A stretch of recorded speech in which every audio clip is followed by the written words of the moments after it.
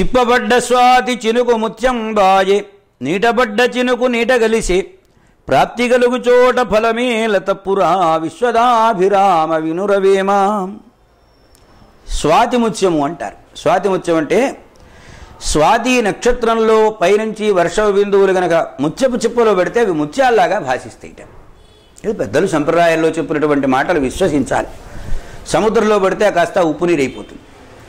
స్వాతి చిప్పలో ముత్యంలో పడితే ఆలు చిప్పలో పెడితే అది కాస్త ముత్యం అవుతుంది.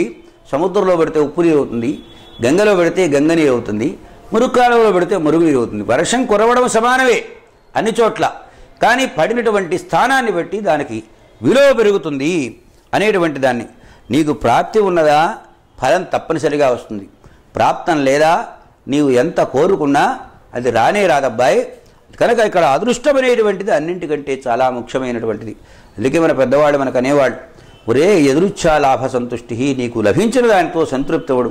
ఈశ్వరుడు ఇంతే ఇవ్వదలుచుకున్నాడు, నీకు ప్రాప్తం ఇంతే ఉంది, ఇంతే వచ్చింది. దీనికి మరొక సామెత కూడా చెప్పారు, ఆమదం రాసు కూర్చున్నా అంటే అదే అంటుతుందిరా, అంటుంది అంటదురా అని.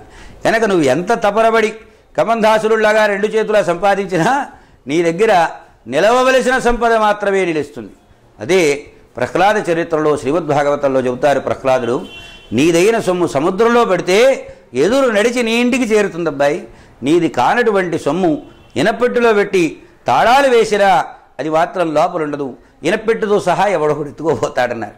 ప్రాప్తం ఉన్నది నీ దగ్గరికి లభించక మానదు, ప్రాప్తం లేనిది నువ్వెంత ప్రయత్నం చేసినా నీ దగ్గరకు రాదు సుమా అనేటువంటి ఒక లౌకిక రీతి నీతి దానిని చక్కగా వేమన మహాకవి మనకు అందించారు.